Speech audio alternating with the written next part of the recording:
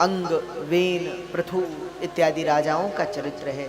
राजा प्राचीन बरही का चरित्र है, पुरंजनोपाख्यान की कथा है, रुद्रगीत की कथा है, बहुत सी चर्चाएं।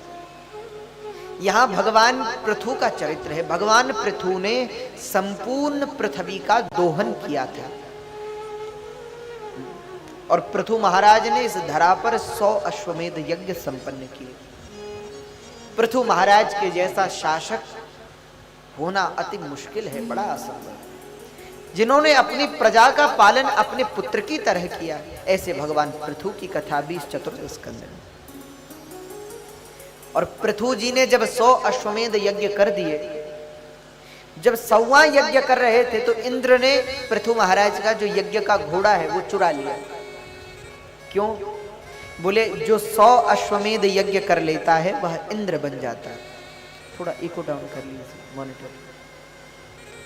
जो 100 अश्वमेध यज्ञ कर लेता है वह इंद्र बन जाता है। तो इंद्र ने सोचा कहीं इन्होंने 100 अश्वमेध यज्ञ कर ली और हमारी कुर्सी छीन ली तो यज्ञ का जो अश्व था वह चुरा लिया। जब पृथु महाराज इंद्र को मारने के लिए उद्यत हुए तब भगवान से प्रार्थना की इंद्र ने, और भगवान ने पृथु जी से कहा कि अब इसे छोड़ दीजिए, इसे मत मारिए, और दोनों में मित्रता करा दी। भगवान ने कहा पृथु जी आप वरदान मांगिए, जो मांगेंगे हम देंगे। तो पृथु जी ने भगवान से क्या मांगा? शायद ही ये वरदान किसी ने मांगा हो भगवान से। पृथु जी भी भगवान का ही अवतार है, भगवान के अंश से उत्पन्न हुए। पर भगवान ने जब कहा कि पृथु जी मांगिए आपको क्या चाहिए, तो पृथु जी कहते हैं कि हे प्रभु अगर आप देना ही चाहते हो तो हमें 10,000 कान दो। क्या चाहिए? 10,000 कान। तो भगवान ने कहा पृथु जी लोग तो अपने 2 कानों से परेशान है, आपको 10,000 क्यों चाहिए? तो पृथु जी बोले प्रभु हमें आपकी कथा बड़ी प्यारी है, हम चाहते हैं जहां भी कथा हो हम हर कथा सुने, हर कथा सुने। इतना प्रेम पृथु जी के अंदर भगवान की कथा को लेकर। तो पृथु जैसे शासक इस धरा पर हुए। आइए भागवत के 5वें स्कंद में प्रवेश करें। श्री भागवत के 5वें स्कंद में श्री शुकाचार्य से परीक्षित जी कह रहे हैं महाराज अब जो ब्रह्मा जी के दूसरे पुत्र हैं उनका नाम है प्रियव्रत। तो प्रियव्रत जी ने विवाह क्यों किया? क्योंकि हमने सुना था कि प्रियव्रतो भागवतः आत्मराम कथम मुने ग्रहे रमतयन्मूलः कर्म बंध पराभव। हमने तो सुना था श्री पृथु जी बड़े भगवत भक्त थे, बड़े वैराग्यवान, बड़े ज्ञान संपन्न, तो भी वो संसार में क्यों पड़े, विवाह क्यों किया? इतना सुनते ही सुखदेव जी ने कहा राजन भगवान की लीला बड़ी प्रबल है। मनुष्य की इच्छा से कुछ नहीं होता, होता वही है जो भगवान की इच्छा हो। हम लोगों में कितनी इच्छाएं रहती, पर जीव में इच्छा तो है पर सामर्थ्य नहीं है, और भगवान में सामर्थ्य तो है पर इच्छाएं नहीं। वह तो पूर्ण काम है, पूर्ण है। तो सुखदेव जी कहते हैं राजन भगवान की लीला बड़ी विचित्र है। पृथु जी विवाह नहीं करना चाहते थे पर भगवान ने 2 विवाह करा दिए। हाँ? और आप मानस में भी पढ़ेंगे कि मानस में नारद जी विवाह करना चाहते थे तो भगवान ने होने नहीं दिया। बंदर का मुख लगा दिया और क्या क्या कर दिया, पर विवाह नहीं होने दिया नारद जी का। तो भगवान की लीला बड़ी प्रबल है। तो कहते हैं महाराज प्रियव्रत का विवाह हुआ, इनके आग्निध्र इत्यादि पुत्र हुए जिन्होंने संपूर्ण धरा पर राज्य किया। इनके ही वंश में आगे चलकर राजा नाभि और मेरु देवी के गर्भ से भगवान ऋषभदेव का प्रागट्य हुआ। हाँ? जो जैनों के प्रथम तीर्थंकर हुए भगवान ऋषभदेव।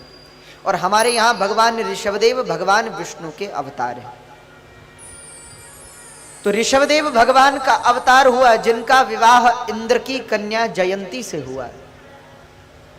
इनके अनेक पुत्र हुए जिन्होंने धरती पर शासन किया। बड़े पुत्र हुए, उनका नाम था भरत, जिनको बड़े बड़े महात्मा राजर्षि भरत के नाम से पुकारते थे।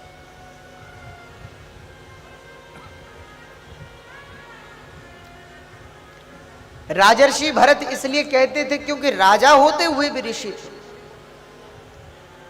अच्छा, हम लोग भगवान से कहते हैं कि हम माया में फंसे हुए। हा? जब बात भजन की आती है, भगवान के स्मरण की आती है, तो हम कितने बहाने देते, महाराज हम तो माया में फंसे, भजन का समय नहीं। अच्छा, आप लोग बताओ, माया ने हमें पकड़ा है या हमने माया को पकड़ा है? बोलो। कहते हैं एक बार एक व्यक्ति महाराज जनक के यहां गया। जनक जी जानते हैं, सीता जी के पिताजी। वो भी, उनका भी राज्य था, शासन था, सब कुछ था, पर सब कुछ होते हुए भी वो विदेह थे। राज्य, शासन, धन, वैभव, संपदा, पुत्र, परिवार से सर्वथा भिन्न, सर्वथा परे थे। तो एक व्यक्ति महाराज जनक के पास पहुंचा और उसने जनक जी की सभा में जनक जी से निवेदन किया, महाराज इस माया ने हमें पकड़ रखा है, हम भजन कैसे करें, हम भगवान का स्मरण कैसे करें? तो जनक जी ने जो सुना तो जनक जी मुस्कुराए और बोले, भैया थोड़ी देर बैठ जाओ, सभा के बाद हम तुम्हें बता देंगे। तो वो बैठ गया। सभा हुई, सभा संपन्न हुई, और जो सभा संपन्न हुई तो महाराज जनक ने कहा कि भैया अब तुम्हारे प्रश्न का उत्तर बाद में देंगे, अभी तो हम विश्राम के लिए जा रहे हैं। तो जनक महाराज ने जो सिंहासन से उठने का प्रयास किया तो जनक जी कहने लगे, अरे भैया इस सिंहासन ने हमें पकड़ लिया है, कोई सिंहासन से हमें उठाओ, ये सिंहासन हमें नहीं छोड़ रहा। सबने कहा कि महाराज क्या कह रहे, सिंहासन ने पकड़ लिया? अरे बोले भैया ये सिंहासन ने हमें पकड़ लिया है, इसे उठा नहीं जा रहा है।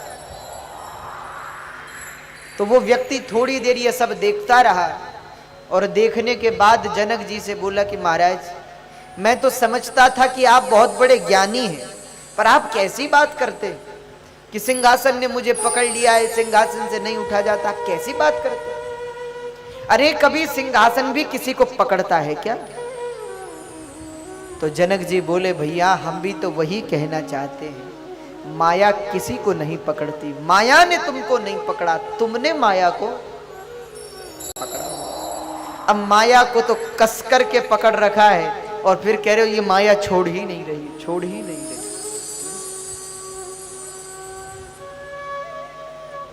पर राजर्षि भरत राज करते, राजकाज संभालते, पर लेकिन भगवान का भजन नहीं भूलते, नित्य भगवान का स्मरण।